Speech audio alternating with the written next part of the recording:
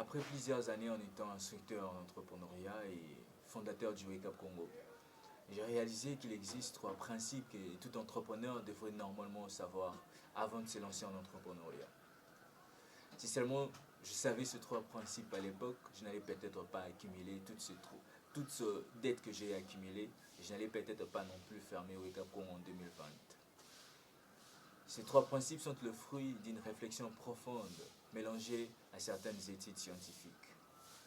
Le premier principe, c'est la valeur d'un produit ou d'un service. Votre produit ou votre service devrait normalement résoudre un problème de vos clients. 90% des entreprises échouent parce qu'elles ne résolvent pas les vrais problèmes des clients. Votre produit ou votre service devrait normalement soit rendre meilleurs vos clients, soit rendre riches vos clients, soit gagner du temps à vos clients. Si vous ne vendez pas ces trois filtres, vous vendez du passe-temps, pas une entreprise.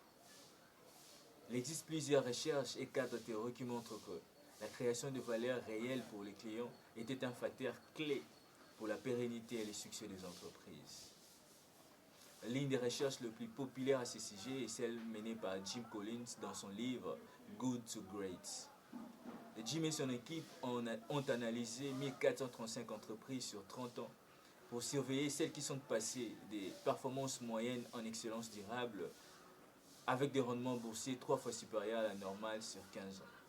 Jim et son équipe ont conclu que les entreprises qui réussissent sont celles qui se sentent focalisées dans la création de valeur pour les clients.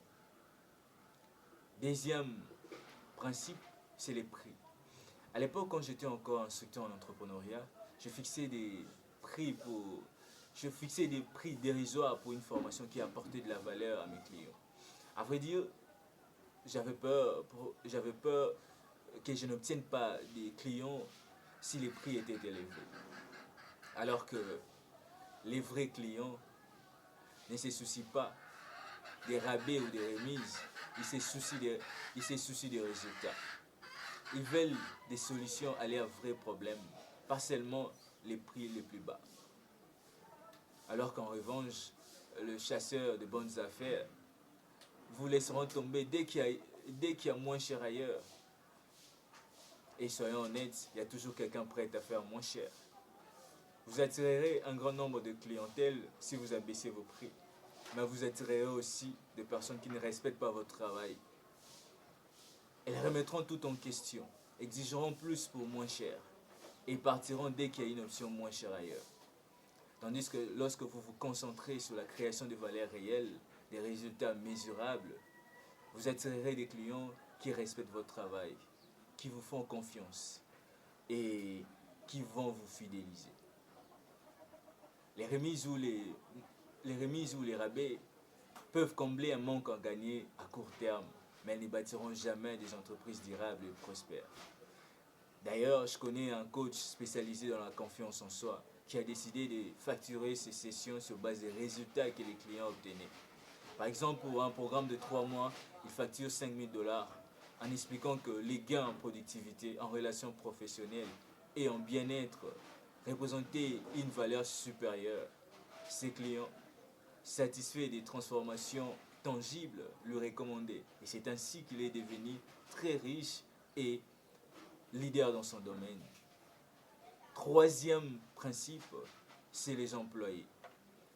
Une étude d'Harvard Business School et en collaboration avec Stanford Research Center a révélé que 85% des réussites professionnelles est attribuée aux soft skills comme la communication, l'adaptabilité ou la créativité. Vous comprenez contre 15% des compétences techniques. Vous comprenez que lors de vos interviews de recrutement, il est aussi préférable de poser des questions sur la mentalité des personnes que vous interviewez, c'est leur niveau de conscience, c'est leur comportement, leur manière de voir le monde, car tout ceci ont une influence directe sur votre entreprise. D'ailleurs, il est souhaitable de créer une culture entrepreneuriale qui mélange les compétences techniques et les soft skills. Comme ça, ensemble, vous saurez faire une différence.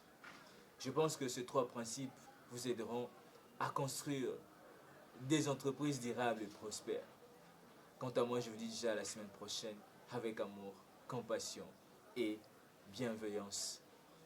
N'oubliez pas de liker, de partager et surtout de vous abonner. Namasté.